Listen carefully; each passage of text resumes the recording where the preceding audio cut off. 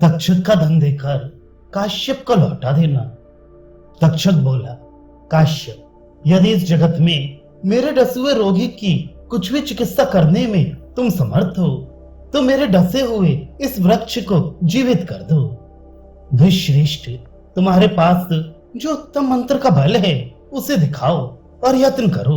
लो, तुम्हारे देखते देखते इस वट वृक्ष को मैं भस्म कर देता हूं। काश्यप ने कहा, नागराज, यदि तुम्हें इतना अभिमान है तो इस वृक्ष को डसो।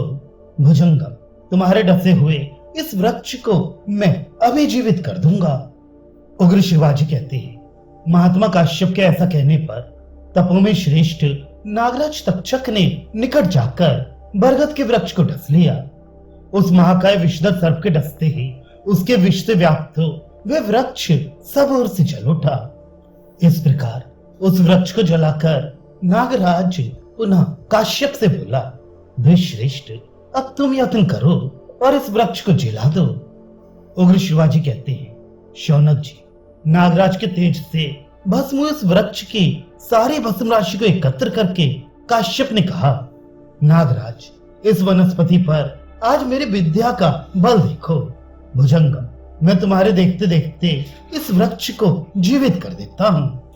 तदनंतर सौभाग्यशाली विद्वान द्विश्रेष्ठ काश्यप ने भस्म राशि के रूप में विद्यमान उस वृक्ष को विद्या के बल से जीवित कर दिया।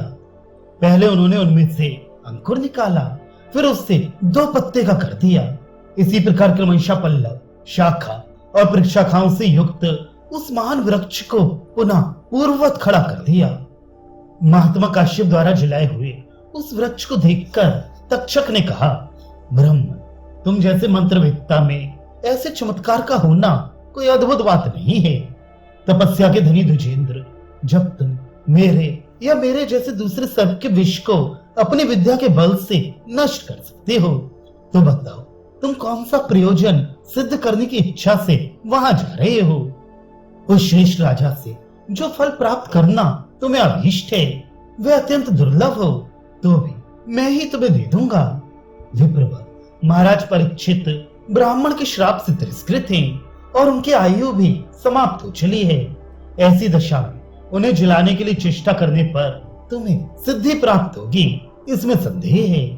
यदि तुम सफल ना हुए तो तीनों लोकों में विख्यात एवं प्रकाशित तुम्हारा यश किरण रहित सूर्य के समान इस लोक से अदृश्य हो जाएगा।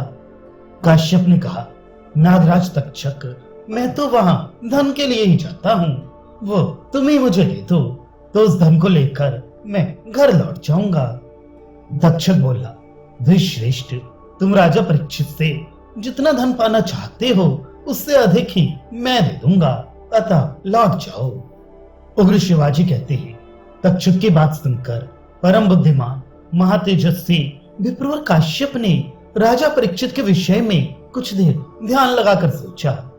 तेजस्वी काश्यप दिव्य ज्ञान से संपन्न थे। उस समय उन्होंने जान लिया कि पांडव वंशी राजा परीक्षित की आयु अब समाप्त हो गई है। अतः वे मुनि श्रेष्ठ तक्षक से अपनी रुचि के अनुसार धन लेकर वहां से लौट गए। महात्मा काश्यप के समय रहते लौट जाने पर तक्षक तुरंत हस्तिनापुर नगर में जा पहुंचा।